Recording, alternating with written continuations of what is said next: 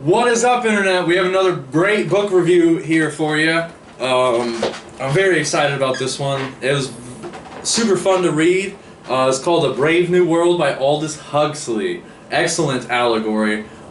This has spawned, has inspired a lot of very great movies like The Matrix and Snowpiercer, which we'll talk about, but let's get into it. So Aldous Huxley's Tour de Force Brave New World is a darkly satiric version of the utopian future, where humans are genetically bred and pharmaceutically anesthetized, that's a tough word, to passively serve a ruling order. A powerful work of speculative fiction that has enthralled and terrified readers for generations. It remains remarkably relevant to this day as both a warning to be heeded as we head into tomorrow and as thought-provoking, satisfying entertainment. It's very thought-provoking, very satisfying, and before we get into the allegory and the summary, I'm going to read another quote by our very good friend over here at Beagle Eye Visions. His name's Brandon Martin, everybody.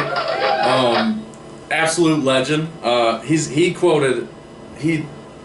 synchronistically, right before I started reading this book, he posted a very good paragraph about the allegory of this. And here's what Brandon has to say about it. Weaponized hedonism is a form of cultural engineering that is exactly what the allegory of A Brave New World is depicting. If you can get people addicted and controlled, certain types of social trends and cultural traditions that do not serve the species at the whole, then you can direct the flow of the human behaviors based on reward/punishment systems. It's called Pavlovian conditioning, and it has been done on a mass level. This is a war on the biological health of humanity through things like pharmaceutical lobotomies, chemicals in the food, the air, the water. This is an epidystenic war against you and your children. The game here is that they want the breeding characteristics that conform with control but never rebel against, using things like radionics field that interfere and change the human physiology for the worst, trying to rewrite the genetics of an individual through multi-generational conditioning. They use your sense of happiness against you, since they can condition the pleasure sense to respond as a form of reward for complying with the system of slavery, and then punish you when you disobey that system. It is more than likely that most people will see the most tyrannical state of existence as most pleasurable. Over a multi-generational conditioning, this will rewrite the genetic code, just making it a new norm that children are born with this response mechanism. This is why it's so difficult to battle mind control, because it is directly engineered into our biology.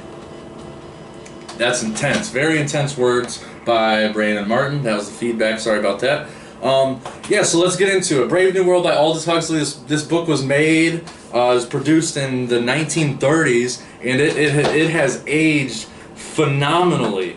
Our story begins at the Central London Hatchery and Conditioning Center.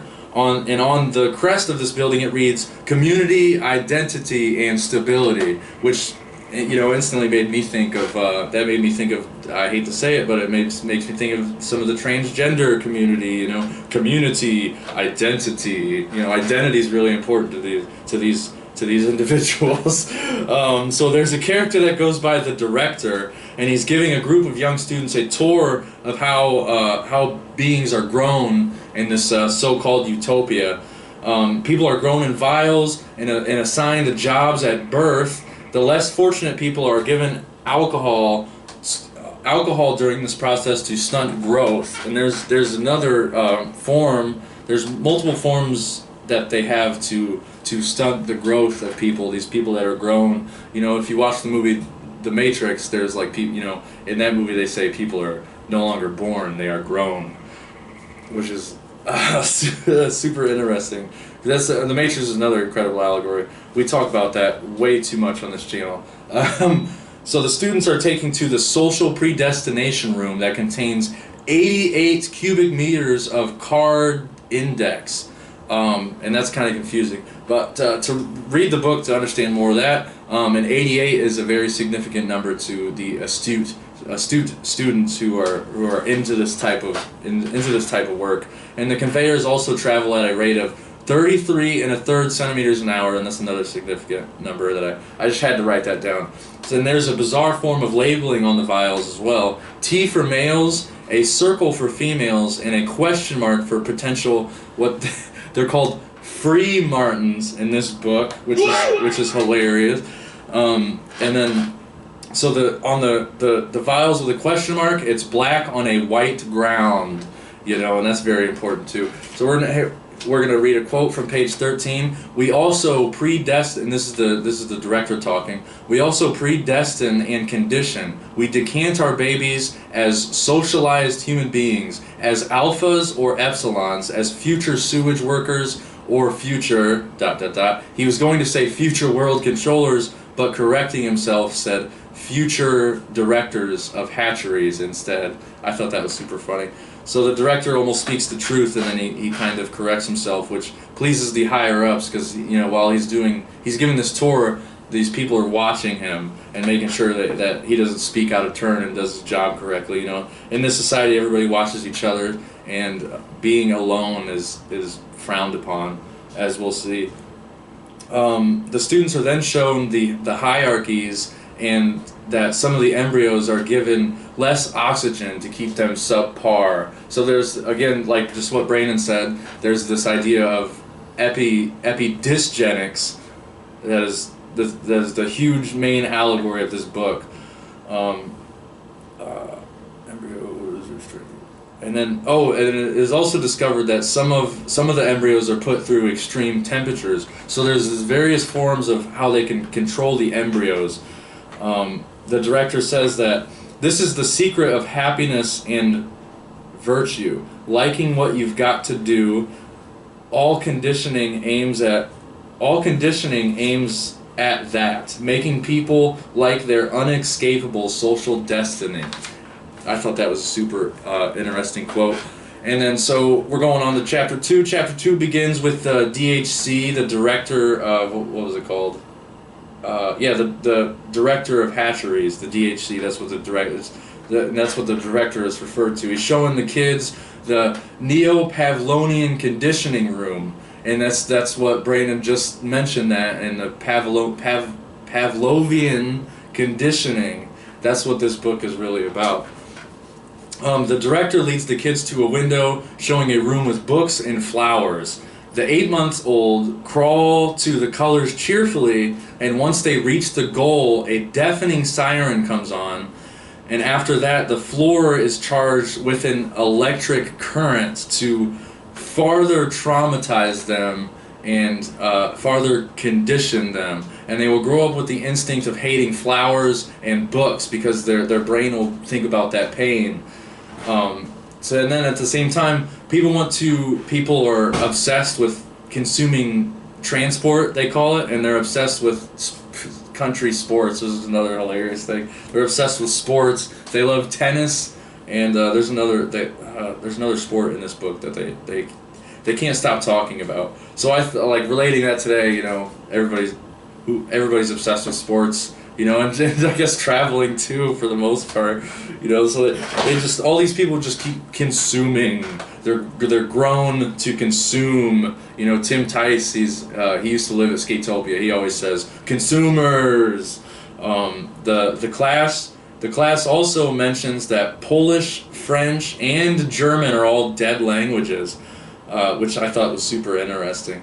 The kids also gets confused and embarrassed when the DHC brings up that children used to be born with a mother and father in the past, and they're all like, everybody in this society is really grossed out by that idea because they all share each other. The tagline is everybody belongs to everyone.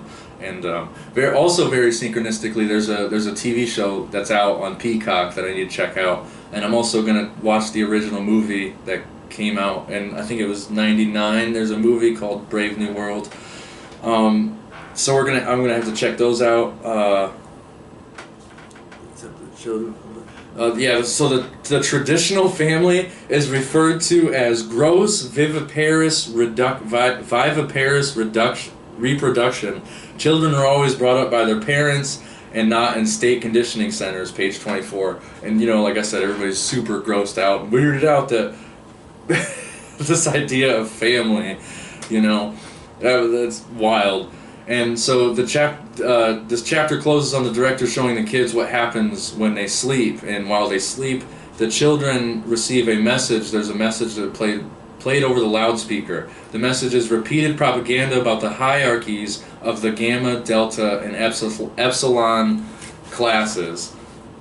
And so here's a quote from page 28. Till at last the child's mind is, excuse me, these suggestions, and the sum of the suggestion is the child's mind, and not the child's mind only, the adult's mind too, all his life long, these suggestions.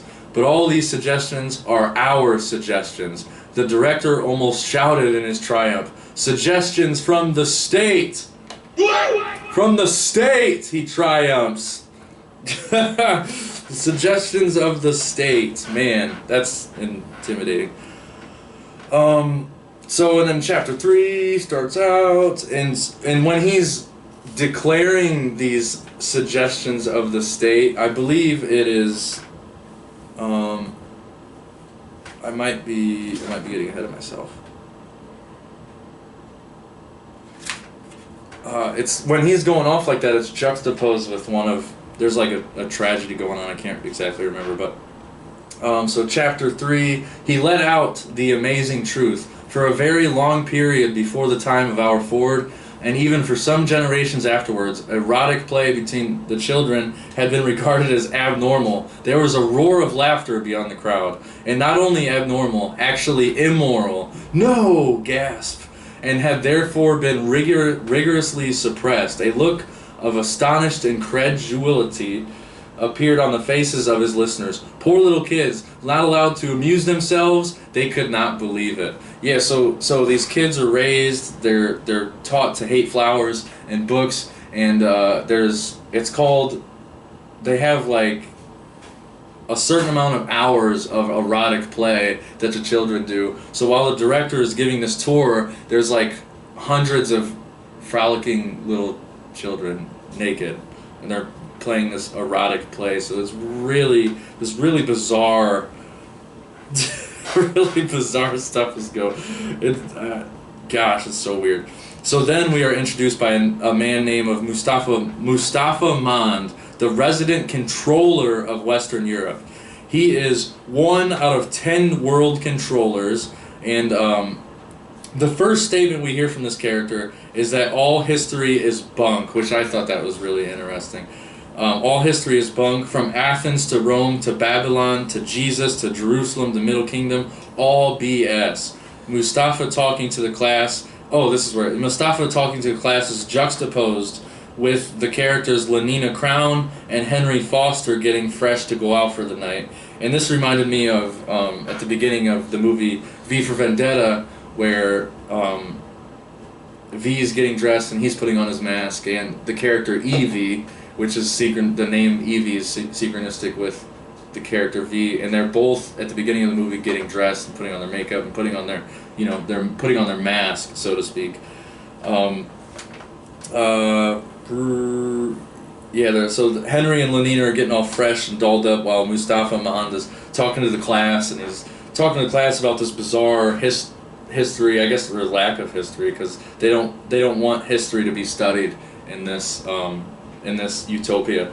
Mustafa Mond is describing a home with parents as suffocating intimacies and dangerous, insane, obscene relationships. Also saying a mother broods over her children like a cat and her kittens. Which...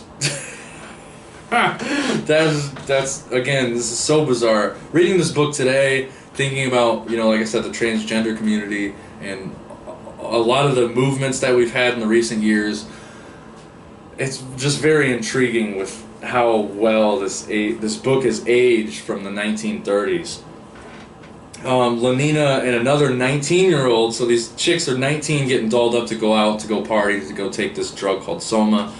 They're talking about, they chat about how they're required to take a pregnancy substitute by the time they turn 21. And the conversation they're having is that, oh, I'm going to start taking this pregnancy substitute earlier because they're encouraged to not have children, obviously, since they're already grown and they're assigned jobs and all this weird, bizarre stuff.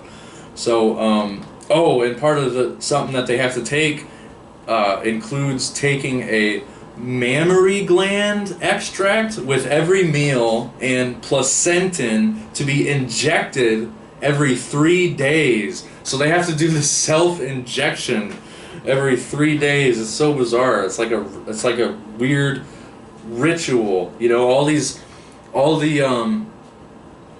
All the characteristics of a cult, really. Like what we talked about that in the other book review, Most Dangerous Superstition. Fanny also gives Lenina a hard time because in 5 months she's only been with this character named Henry, and Fanny argues with her that you should be more promiscuous. You should get out there more. That made me think of the movie They Live. There's two aliens in the movie They Live, and they're I forget the conversation they're having, but They Live is another great allegory. Definitely check that out if you haven't watched it. We're probably we expect to get to movies eventually, but right now we're putting more importance on books because nobody still reads nowadays. And so these scenes that they're juxtaposed with, it also, I said it reminded me of V for Vendetta, but it also reminds me, there's this, where'd it go? There's a Netflix movie. Oh wait, no, I see. I'm getting ahead of myself again. Okay, so here's a quote from page 41, and the 19-year-olds are conversating with each other. Mother, monogamy, romance, high spurts, the fountain, fierce and foamy, the wild jet. The urge has but a single outlet, my love, my baby. No wonder these poor pre-moderns were mad and wicked and miserable. Their world didn't allow them to take things easily, didn't allow them to be sane, virtuous, happy. With what? With mothers and lovers? What with the prohibitions they were not conditioned to obey? What with the temptations and the lonely remorses? What with all the diseases and the endless isolating pain? What with the uncertainties and poverty? They were forced to feel strongly, and feeling strongly and strongly what was more in solitude and hopelessly individual isolation. How could they be stable? And so the way he talks to his kids, it reminds me of a film called White Noise. It just came out on Netflix recently, and in the movie White Noise, he's also giving a lecture to the students, and he's talking about Hitler, and he's basically teaching the students like Hitler loved his mother, and Elvis also loved his mother, and it's just a really weird scene. I highly recommend you watch the movie White Noise because it has the way the characters talk to each other in this book. It's exactly like White Noise. It's very just a bizarre way of how they talk to each other. It's very almost, I want to say Satanistic the way they talk to each other, but it's I don't know. And Wake the Dead podcast breaks down that movie. Very good, very good. You can find Wake the Dead on Spotify too. I might put a link in the description for that. So synchronistically, Mustafa mentions an event called the 9-Year War, where he describes an event similar to Hiroshima, which I thought that was pretty interesting. And also, this part reminded me of Animal Farm. Religion, democracy, and public education are all ridiculed when he's teaching. The children are asking him questions about these things and how it used to be back in the day, and it's just really it's really bizarre. Here's another quote. In the nurseries, the elementary class consciousness lesson was over. The voices were adapting future demand to future industrial supply. I do love flying, they whispered. I do love flying. I do love having new clothes. I do love Liberalism, of course, was dead of anthrax, but all the same, you couldn't do things by force. Not nearly so pneumatic as Lenina, oh, not nearly. But old clothes are beastly, continued the untiring whisper. We always throw away old clothes. Ending is better than mending. Ending is better than mending. Ending is better. Government's an affair of sitting, not hitting. You rule with the brains and the buttocks, never with the fist. For example, there was the conscription of consumption. There, I'm ready, said Lenina, but Fanny remained speechless and averted. Let's make peace, Fanny, darling. Every man, woman, and child compelled to consume so much a year in the interest of industry, the sole result. Ending is better than mending. The more stitches, the less riches. The more stitches. One of these days, said Fanny with dismal emphasis, you'll get into trouble. Conscientious objection on an enormous scale. Anything not to consume. Back to nature. I do love flying. I do love flying. So, this is the way so this scene is smashed together. It's really bizarre. It's Lenina and Fanny are getting ready, and they're talking to each other, and the director is teaching the children, and they're also in this scene they're showing what the kids have to listen to while they're sleeping. So then that's how the movie White Noise does the whole scene that he's teaching kids while the train is like exploding, which is, you know, that movie is a form of predictive programming, if you know anything about that.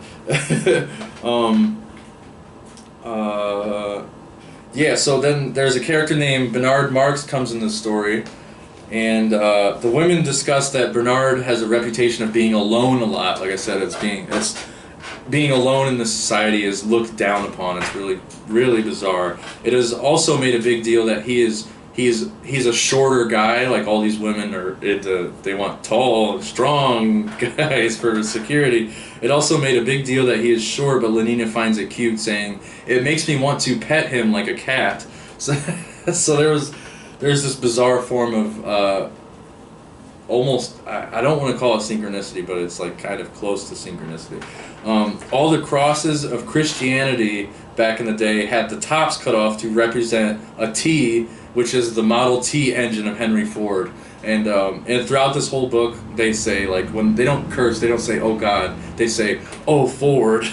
It's really bizarre, and it's again because they're raised to be obsessed with transportation and, you know, constantly be on the move, never settle down. There's that repeated voice of "I love clothes." You know, consumerism, materialism is constantly being pushed in the so-called utopia. In Mustafa's rant, he says, "There was a thing called heaven, but all the same, they used to drink enormous quantities of alcohol." That was page 53. And there are also two higher-ups that notice Bernard Marx. He's looking gloomy, you know, he's a loner character, so they decide to bait Bernard, and they pressure him to take a drug called soma, saying things like 1 cubic centimeter cures 10 gloomy sentiments, and another saying about soma is a gram is better than a dam. So there's this idea that, you know, taking drugs is better than, you know, caring and spending the spiritual currency, which is spending time and paying attention, as opposed to man's currency. So in chapter 4, Lenina makes plans to go visit a reservation with Bernard before getting in a plane with Henry. They cruise around for a while, and they get to their destination, which is the obstacle golf course. Oh yeah, so there's tennis, golf. I think that's it. But everybody's obsessed with sports. Super bizarre. I thought it was hilarious. Bernard is filled with various emotions. He holds contempt for the society around him, feeling that he doesn't belong, which makes him stand out even more. Each class of people also have their own news channel, all ran by it's called the Bureau of Propaganda. All these channels are run from the same building, and the top 18 floors of the news building is housed by the college. It's called the College of Emotional Engineering. So I thought that was very interesting too. So then getting into chapter 5, and chapter 5 everyone celebrates Henry Ford Day, where everyone dances and people participate in a strange ritual. The people all take copious amounts of soma. They take a bunch of drugs. They were passing around strawberry soma ice cream and singing songs about Henry Ford, which was really bizarre. And then they all, after the party's over, they all take their clothes off and they all have a big orgy, which is so pleasure runs everything, and that's kind of similar to how today's world is, like nobody wants to watch the 3-hour documentary anymore about Mark Passio talking about natural law. Everybody wants to watch these 30-second TikTok videos, this instant gratification. Nobody has long-term patience to develop skills or hobbies like playing guitar. Nobody plays guitar anymore. That's becoming a rare thing. Well, I'm sure me and Matt Bennett will talk about that when we do the podcast together in a couple weeks. At chapter 6, Bernard and Lenina hang out and go on a flying trip. They fly to a secluded spot over the water, and Lenina starts crying and getting upset because she feels isolated. And Bernard starts asking her if she wants to be free, and everyone is enslaved due to their conditioning. And Bernard is pointing all this out, pointing out all these truths, and Lenina is just like, whoa! She just starts crying and gets all sad and emotional. She just wants to take more soma because Bernard's laying it down on her. He's laying the smack down. He's asking her some pretty deep, philosophical questions. So here's another quote. Don't you wish you were free, Lenina?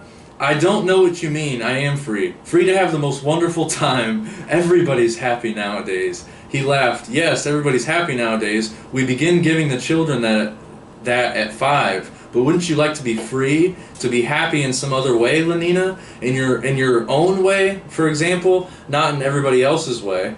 I don't know what you mean, she repeated, then turning to him. Oh, let's go back, Bernard, she besought. I do so hate it here.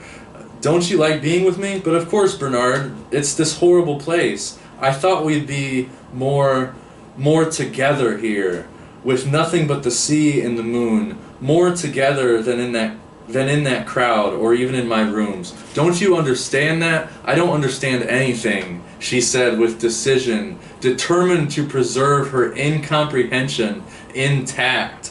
So he's laying it down. He's probably got some Barry Manilow playing in the helicopter. He's got this super romantic scene going on, and she's just like, I don't understand.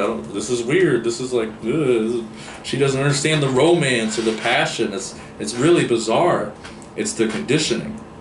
So Bernard has to go to the director to approve Bernard and Lena's trip to New Mexico. The director tells a story about how he took a trip there, and the girl he went with disappeared, and she was presumed to be dead. The director then gets embarrassed about telling the story, because he doesn't realize he's talking to a lower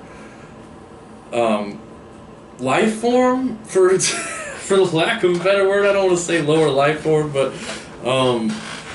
he realizes the director realizes he said too much. He gets embarrassed, and then after he gets embarrassed, he warns Bernard about his behavior with Lenina, threatening isolation, because so Lenina obviously snitched on your boy about the romantic night. And she went running to the director, and the director's like, oops, I said too much. Hey, you're doing too much. You're asking too much deep questions. Everybody's happy. Take your drugs. That's what basically the director says to him. And so at the end of chapter 6, we find out Bernard is going to be isolated, definitely. He gets a call when they're out in the desert on vacation. He's going to be sent to Iceland once they get back to their hotel. So Bernard falls into Lenina's pressure of taking the soma, and he falls asleep. You need to be happy. Take this drug. He wakes up at the Savage Land because he fell asleep on a helicopter trip after another helicopter ride. So chapter 7, our characters travel through the native valley to get to the celebration. The native celebration, that is, they're still on vacation. The natives are celebrating their summer equinox. Lenina is completely uncomfortable with this and how they live, and they witness this elderly lad coming down the ladder, and Lenina's never saw anything like this, which spawns an endless amount of questions from her, and so because people don't actually die, they get cremated like before they get wrinklies and all that good stuff. So here's another quote. "What's the matter with him?" whispered Lenina. Her eyes were wide with horror and amazement. "He's old, that's all," Bernard answered as carelessly as he could. He too was a little startled, but he made an effort to seem unmoved. "Old?" she repeated. "But the director's old. Lots of people are old. They're not like that. That's because we don't allow them to be like that. We preserve them from disease. We keep their internal secretions artificially balanced. Woo! At a youthful equilibrium. We don't permit their magnesium-calcium ratio to fall below what it was at 30. We give them transfusion of young blood." And man, Mark Devlin gets into that in his book, The Musical Truth, which is, the transfusion of young blood is a whole other rabbit hole. There's a politician, I believe it was, and he brought like a bag of blood onto the plane. But yeah, like I said, that's a whole other rabbit hole. We're not going to go down there. So, lost my spot. Our characters travel. Bernard and Lena continue.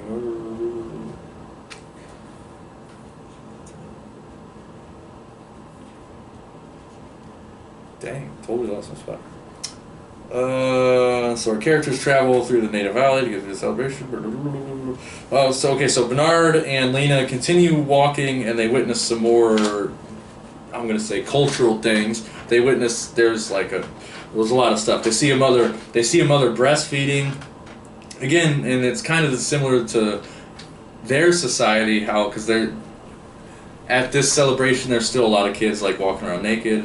People breastfeeding, and there's another ritual where a boy has to walk past black snakes while getting lashed with a whip, and when the boy can no longer take it, someone like one of the elderlies, probably a shaman or something like that, he takes a white feather, collects the blood, and drips the blood over the snakes, which I'm sure there's some allegory in there, but I need to do more research, basically. And so another person named John comes up to them, who is a native, comes up to Bernard and Lenina and explains that his mom, Linda, comes from the same place as they did. And here now we're starting to get into some of the spoilers.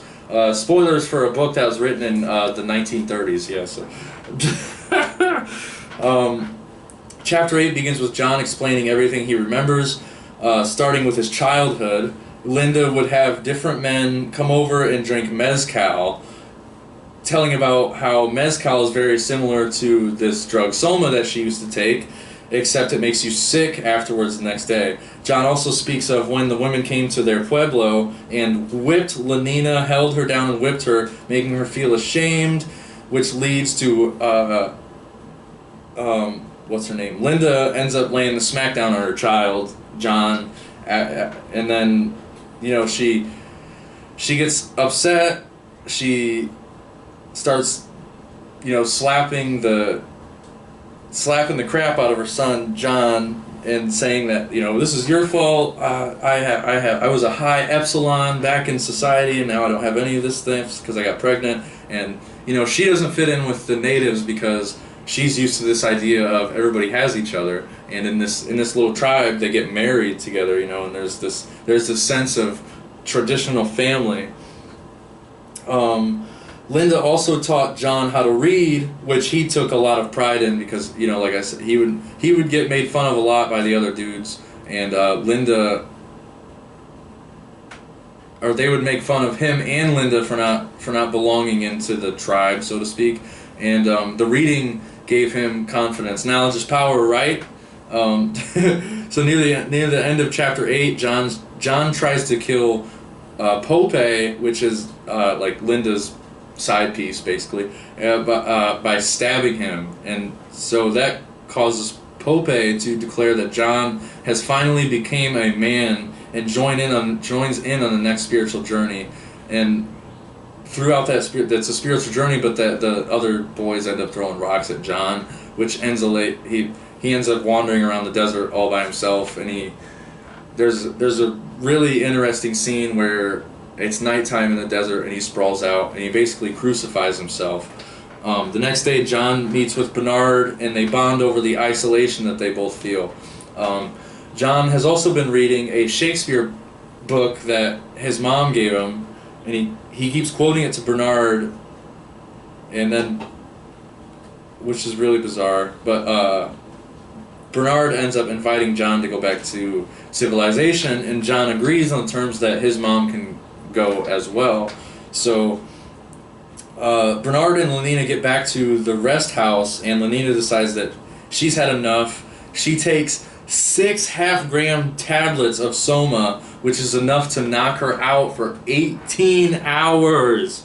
She gets muffed up. She said, "I've seen enough," and so she literally just stays in bed for 18 hours. And Bernard takes this time to head back to civilization to get permission for the new science experiment that him and the director discuss about it, to bring Linda and John back to civilization. And while Lenina sleeps, John goes through her things and watches her sleep while quoting more Shakespeare. It's really kind of bizarre. It's kind of creepy. And then we're getting to chapter 10 now, back in civilization. Bernard is called out by the director. He is labeled as a scandalous heretic for his views on Soma and sports, a subverter and an enemy to society. So Bernard is definitely going to get isolated, but the director asks if there is a reason why he shouldn't be sent to Iceland. And I called him Bernie. Bernie then brings out Linda and John, which the crowd, because there's always a crowd, the crowd goes crazy. She reveals that John is her child that she had with the director, and everybody starts laughing at the director. He runs out of the room super embarrassed again, and I believe that director ends up getting fired too, which is interesting. Bernard then becomes a pseudo-celebrity, housing everybody in the society call him John the Savage. John is not impressed by any technological advancements, also pronouncing the importance of soul, which brings us to our next quote. He keeps talking about soul, which soul is very important. John the Savage is a soul man, you could say.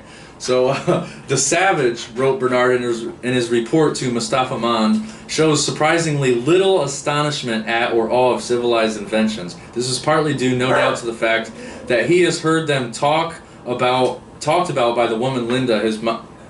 And there's a little dash. Mustafa Mond frowned. Does this fool think I'm too squeamish to see that the word is written out at full length? They're super disgusted by the word mom.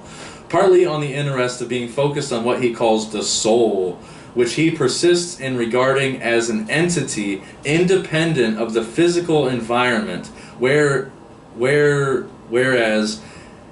I tried to point out to him, the controller skipped the next sentences and was about to turn the page in search of something more interestingly concrete, when his eye was caught by a series of quite extraordinary phrases. Though I must admit, he read, that I agree with the Savage in finding civilized infantility too easy, or as he put it, not expensive enough. And I would like to take this opportunity of drawing your forwardship's attention to ... Mustafa Mond's anger gave place almost at once to mirth. The idea of this creature solemnly lecturing him about this social order was really too grotesque. The man must have gone mad. I had to give him a lesson, he said to himself. Then he threw back his head and laughed aloud for a moment. At any rate, the lesson would not be given. So it's really bizarre. So I'm going to teach him a lesson. John's mom locks herself in the room, taking 20 grams of soma a day, which may be the reason why John refuses to take soma. You know, everybody in the society keeps like, you're looking sad. You should take some soma. It'll cheer you up. And he's like, no. He's like, F that S-bomb. Before getting into chapter 14, Bernard becomes depressed, again because the savage refused to show up to one of the parties, knocking Bernard back down on the totem pole. So Bernard gets super embarrassed. He ends up getting depressed and locks himself in his room. John the Savage starts getting close with Bernard's friends, especially with Lenina. Him and Lenina start getting a little romantic there. John declares his love for Lenina when they get into a room alone finally, and she just keeps saying that she doesn't understand again, like, I don't understand. And she just takes her clothes she just ends up, I don't understand, and takes all of her clothes off. And then, so, John ends up slapping her, calling her the W-H-O-R-E word. You know, he's like, you don't get it, and slaps her around. And then the only reason John stops, John actually threatens to kill her, but he gets a phone call about his mom dying, you know, because his mom is like, I can't deal with this. I have a kid in this weird society, and there's a lot going on with John's mom. So John's mother, like I said, spoiler alert for a book that was written in the 1930s.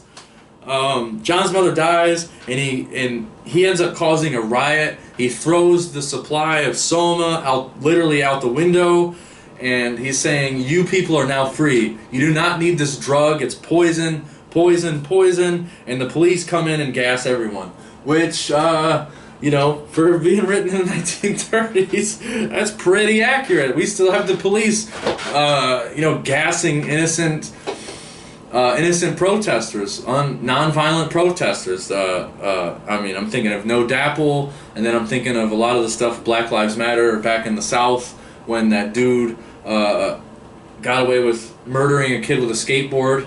What do you guys know his name? What's that dude's name? The youngin, 17-year-old. Kid with a skateboard ran up to him, and he had a rifle, and he shot the guy with a skateboard. Nobody. Rittenhouse? Kyle Rittenhouse? I don't know. I guess it's not that important. But yeah, still, police are still absolutely out of their minds, just like in this book in the 1930s. Very accurate. The police come in and gas everybody with a soma type of gas, which reminds me of you know, Parasite, which is another great allegory, very similar to this one. I think Parasite and another movie made by the same guy, Bong Joon-ho, Parasite and Snowpiercer, are very excellent allegorical movies to study alongside this book. You know, compare them. Very excellent. The police come in. Near the end of the book, the Savage has a lot of questions for Mustafa Mann, like, where did religion come from? Don't you believe in God? And like, what's with money? You guys don't have, your currency is weird. And like, he's you know, again, so John the Savage is laying, oh wait, no. Yeah, John the Savage is laying all these deep questions, like what Bernard was doing when he took her out to that romantic, awesome date.